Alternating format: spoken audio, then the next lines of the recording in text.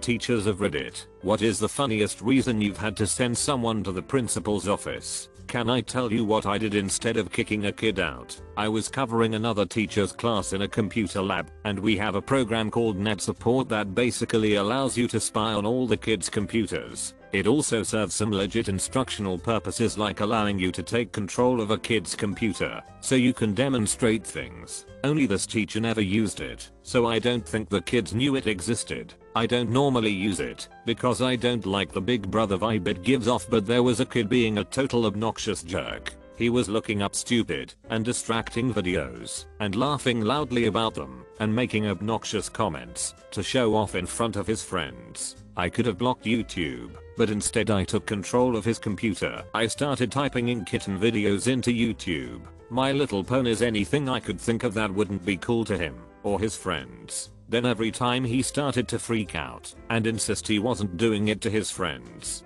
I gave him control back and then took it away again.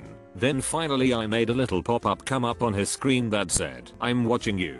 I expected him to figure out what was going on, but I think he got freaked out instead. It never seemed to occur to him that it was me, so I gave him control back, and he did his work quietly for the rest of the class. Oh man.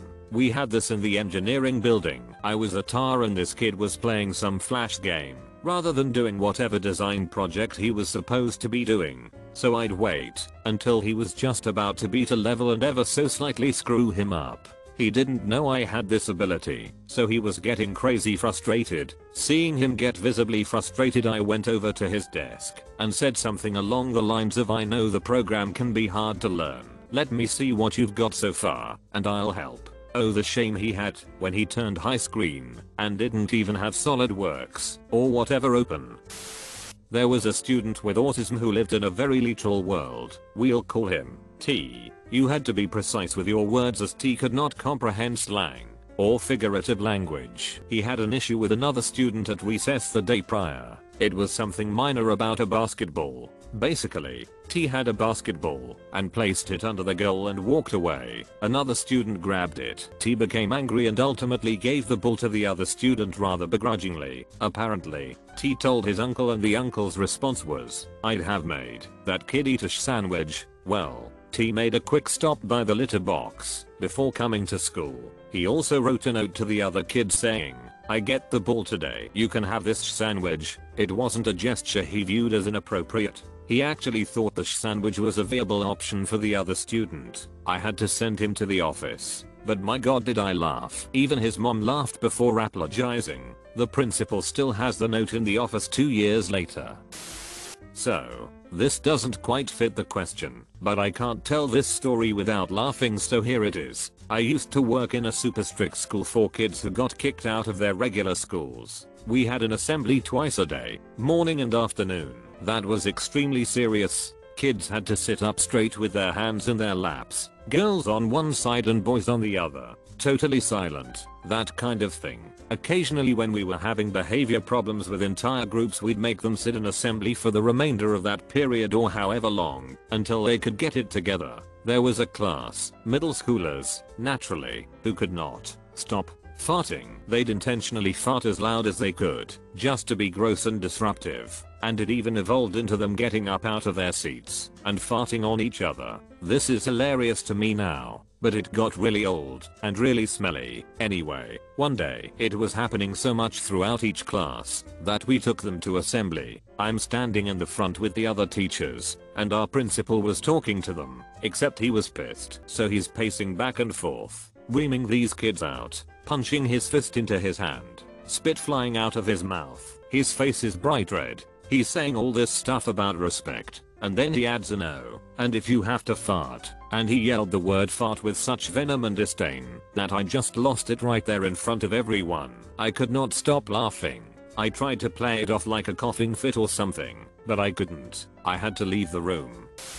I went to a small Catholic high school in the Seattle area. We had monthly mass in our gym, and every year around Easter we did the Stations of the Cross. Maths was always brutal, but the stations lasted 2.5 hours or so. Unreal. A little background. I couldn't burp until I was in my early 20s. I have no clue why, but any built up gas had only one exit. Growing up, I farted to the point that people thought I had a medical condition. People even called me fart boy. Anyway, it was my senior year and we were headed to the dreaded stations of the Crossmass. My friends and I had torn A in class a number of times, but never during maths point. We always talked about doing it, but never mustered the juice. I had decided about a week before that this would be the day. The mass was set up where the choir would sing before each station. I think there were 11 or something, and then the priest would ramble on about its significance. Each time the choir stopped, there would be about 10 seconds of complete silence. We're on the 5th station, and the choir is finishing "Were you there when Jesus something something point bra up I unleashed a behemoth" right as everything went silent. I was sitting on gym bleachers, which amplified the blast perfectly. I remember the guy in front of me was inexplicably holding a yellow plastic screwdriver point. He dropped it in shock or from the blast wave. We'll never know. My buddy and I proceeded to muffle our laughter for at least an hour until mass ended. I've never tried to not laugh for that long before or since point. Each time one of us would start to settle down, the other would release a cackle that started the whole process over again. We didn't even get in trouble. I'm not sure if the teachers thought it was an accident or never wanted to speak of it again. I'm laughing right now. One of my favorite memories. Not a teacher, but a student with a story. Backstory: in kindergarten and 1st grade I was enrolled in experimental classes and taught to read on a collegiate level. Learned math through simple algebra, cursive writing, and typing. Then we moved. In the 2nd grade I was enrolled in a different public school system under a teacher who was older than dirt. She taught the same old classes in the same old way and refused to tolerate anyone or anything different from her norm. When the other students were learning to print, I was writing away in cursive and constantly in trouble. Needless to say, I spent a lot of time in the principal's office. It finally got to the point where the principal, another idiot, refused to deal with me, and the teacher would send me into the hallway every class period. Well, one fine spring day, there was this refrigerator box in the hallway. Being the bored young boy I was, you can imagine what happened. Yes, I got inside the thing, played to my heart's content, and being unminded by anyone, eventually fell asleep. Then my mom gets the call on the phone. "Mrs. One said, we seem to have lost your son. We have the state police out looking for him." Now this was the 1970 somethings. There were no such things as Amber Alerts or anything. But the world was being turned upside down by the people out looking for me. To this day I find it amazing that nobody bothered looking in that box. Long about 5 PM or so, mom gets to the school after hectically crossing town in traffic and walks up to the classroom. She calls out my name.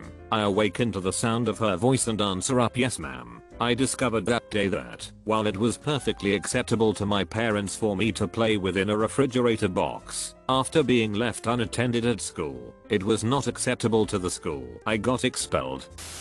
I made the mistake of leaving a 9th grader in my classroom when he missed the bus home. I had to go to meeting, and it was pouring rain, so I let him stay. I told him not to use the computers. The meeting was in the computer lab. We were learning how to see all of the students' computers on our own screens. The tech guy had us all pull up our first period classes on our monitors to test it out. No students should have been logged onto a computer at the time. All the screens should have been blank. I saw that a very conservative Jehovah's Witness teacher in the row ahead of me had one screen lit up on her multi-screen view. I watched as she clicked on the screen to see it larger. She gasped. She made a small whining sound. It was an imp-style tentacle porn. It was the screen of the student I had left alone in my classroom. The teacher quickly turned around, calling my name very loudly, and asked if "insert student name here" was in my classroom. I told her he was. I got up and went to the phone at the back of the room. I called my classroom number. The student answered. I said, "You're doing something you shouldn't be doing right now, aren't you?" He said, "Yes." I said, "I suggest you turn it off right now." I heard footsteps running across the floor and a slam. He returned to the phone. "I'm so sorry." I'm sorry. I just point I. "We'll talk about this later," I said. I hung up. What an unlucky kid. He chose to watch tentacle porn on the wrong day at the wrong time. I teach various high school subjects. My bathroom policy is simple. Go when you need to. For most students, it's no problem at all. I had a student who constantly went to the bathroom for 20 minutes at a time to avoid doing work. He had no medical issues that would have caused this, but the 3DS in his pocket explained a lot. Naturally, I put a stop to this and gave him 3 bathroom passes that he needed to cash in if he wanted go. So he asks to go to the bathroom 5 minutes after lunch. Ugh, I hate that so much. Pee on your own time. And I let him go. He comes back 25 minutes later, and only after I sent my student service to the bathroom to tell him to shh or get off the pot. In politer words, he's only in class for about 10 minutes before shocker. Guess who has to pee? I said no. Kid goes back to his seat and chugs a water bottle. The whole thing. He leans over to his friend. They giggle a bit, and his friend passes him another water bottle which he empties straight down his gullet while drinking.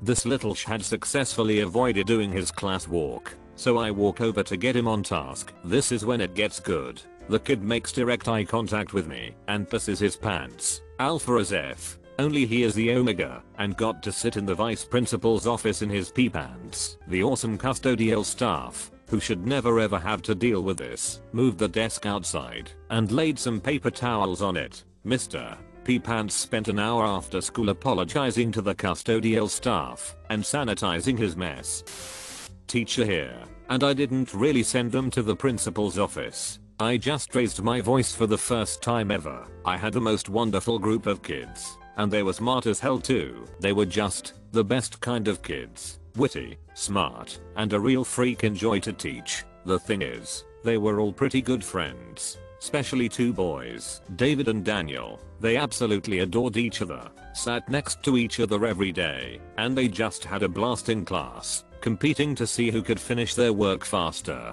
and get better marks. The thing is, they were so smart, I'd have a hard time keeping them busy. They'd finish their work in minutes and start messing around and playing and making a ruckus. These kids were around 12 years old, which is astonishing because all the 12-year-olds I know are a bunch of unpleasant a-holes. Anyways, they got into this weird thing where they pretended to be airplanes. Yeah, I'd have my back turned on them for 2 seconds and I'd hear TSSSSSSSSSSSSS. As soon as I turned around, they both had their arms outstretched like wings and were slowly standing up from their chairs. I'd give them a stern no. But that wasn't enough. They'd fully stand and start gliding and flying around me making airplane noises while I tried to catch them, or simply stood there with crossed arms and a serious expression. The bad thing is, they'd always make me laugh. One day, it just wasn't my day, and they kept doing it. So I finally put my foot down. Okay, *NOW, you've done it. Sit the hell down. You, to that corner. You, to the other corner. Q in the, but s. No buts. Sit down and be quiet. I was frustrated that they'd always finish first and get to their antics and distract the rest of the class, and I had enough already. They sat there glumly, heads down, sadly looking at each other from across the room. You're separated from now on. You are in Daniel country, and you're in David country. You're far away. Different continents. You can't see each other. You can't even talk to each other. Everyone went quiet. They had never seen me piss before, and they quickly started working again.